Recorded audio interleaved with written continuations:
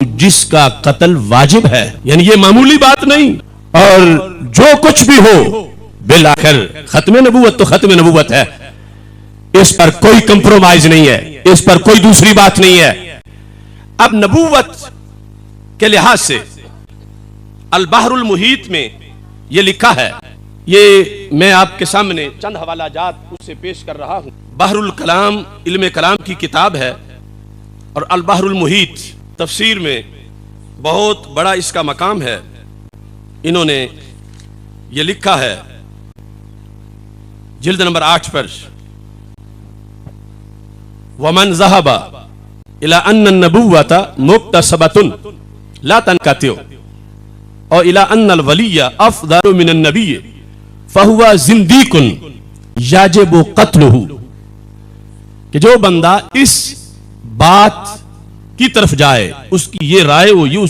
اس کی سوچ ہو کہ بندہ نیکی کر کر کے نبی بن سکتا ہے. نبوت کسبی چیز ہے،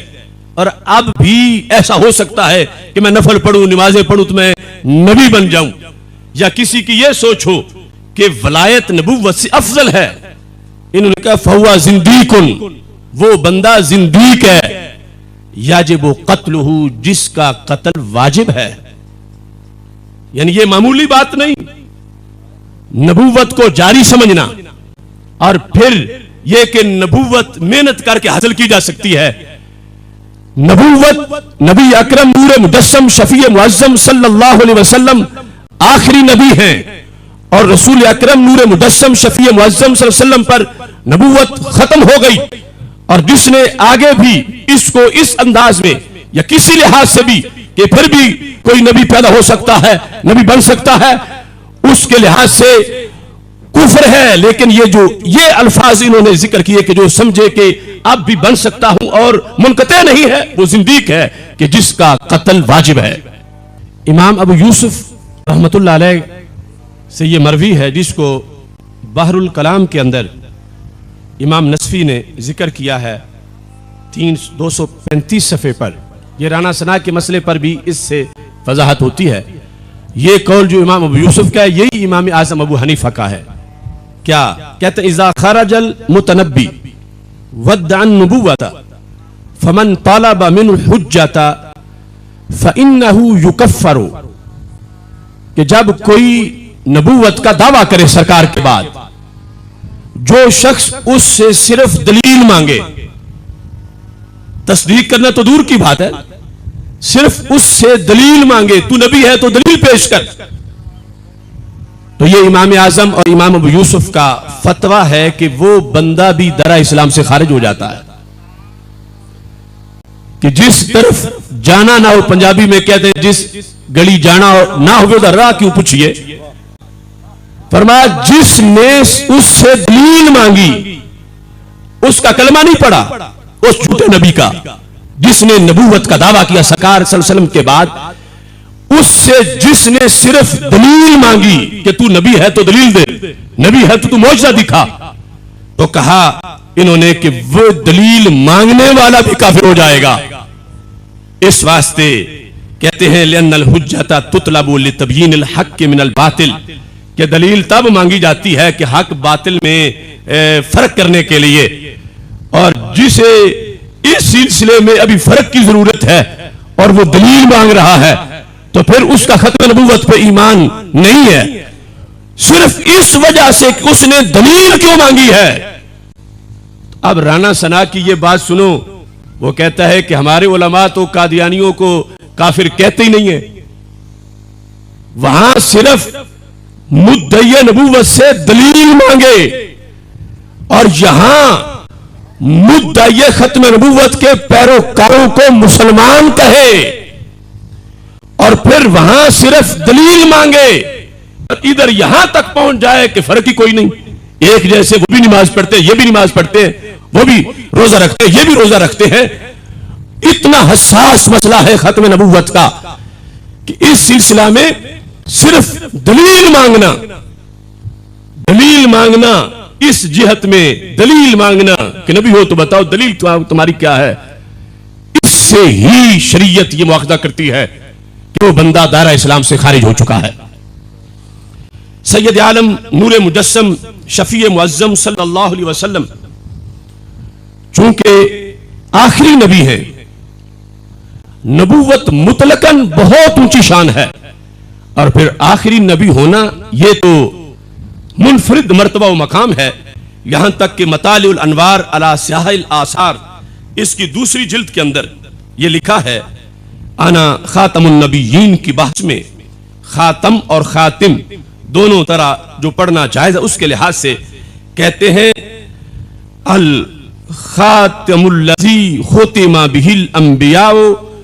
والخاتم او خاتم احسن الانبیاء خلقا و خلقا۔ ہر نبی عیب سے پاک ہے، ہر نبی فضیلت کے معراج پر ہے، لیکن جو خاتم الانبیاء ہیں سارے نبیوں میں ان جیسا نہ کوئی صورت میں ہے نہ کوئی سیرت میں ہے۔ احسن الانبیاء خلقم و خلقا، ان کی تخلیق جیسی کسی کی تخلیق نہیں، ان کے خلق جیسا کسی کا خلق نہیں، ان کے علم جیسا کسی کا علم نہیں، ان کی پاور جیسی کسی کی پاور نہیں، ان کے جمال جیسا کسی کا جمال نہیں، ان کے جلال جیسا کسی کا جلال نہیں۔ پھر جب یہ سب سے اتنے زیادہ مقامات رکھتے ہیں تو پھر جتنا حساس مقام ہو ادب کے تقاضے بھی اتنے ہی زیادہ ہو جاتے ہیں، اتنے ہی زیادہ آداب کے تقاضے۔ ہر نبی کا ادب ہے، احترام ہے، معمولی سا میلا خیال کسی پیغمبر کے بارے میں بھی حرام ہے، لیکن یہ تو پھر خاتم الانبیاء علیہ السلام ہے، سب سے احسن خلق اور خلق کے لحاظ سے۔ اس بنیاد پر ہمارے ملک میں جو 295C ہے اس قانون کا اصل تعلق بھی نبوت کے آداب کے ساتھ ہے، اور دوسری طرف ویسٹ میں چونکہ آج فریڈم آف سپیچ اور فریڈم آف ایکسپریشن کا ڈھڈورا پیٹا جا رہا ہے، وہ کہتے ہیں بندے کو بولنے کی آزادی ہے، ہم تو بولتے ہیں تو حدیں ہیں کہ جو ولی ہے وہ نبی نہیں، جو نبی ہے وہ اللہ نہیں، اپنا اپنا مقام ہے، اور آگے کوئی اگر بڑھائے گا ولی کو نبی کہے گا تو کافر ہو جائے گا، نبی کو اگر اللہ کہے گا تو کافر ہو جائے گا۔ اور پھر یہ ہے کہ زید عمر بکر کے بارے میں جو جملہ بولا جا سکتا ہے وہ پیغمبر کے بارے میں نہیں بولا جا سکتا، لیکن ادھر سے امریکہ کہتا ہے the majority of Americans like me they are Christians yet we don't ban blasphemy against our most sacred belief۔ یہ اوباما نے اس وقت کہا تھا جب گستاخانہ فلمیں بنی تھی، اس نے کہا the answer is enshrined between our laws because there is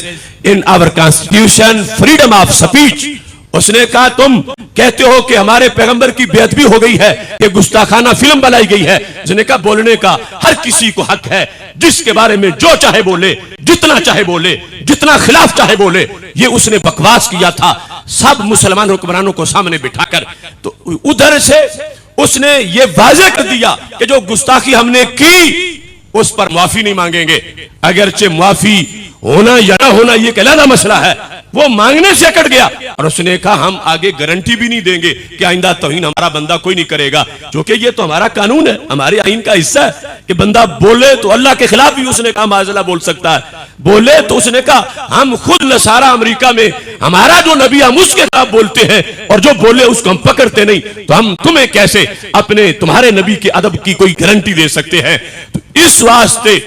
فرض ہے امت مسلمہ کے بچے بچے پر کہ وہ آداب رسالت سیکھے اور آداب رسالت کا پرچم بلند کرے، اور امریکہ، یورپی یونین، جوز، کرسچنز ویسٹ پر یہ واضح کر دے بجلی نہ ہو برداشت، پانی نہ ہو برداشت، گیس نہ ہو برداشت، مگر نبی پاک کی توہین کبھی بھی برداشت نہیں کی جائے گی۔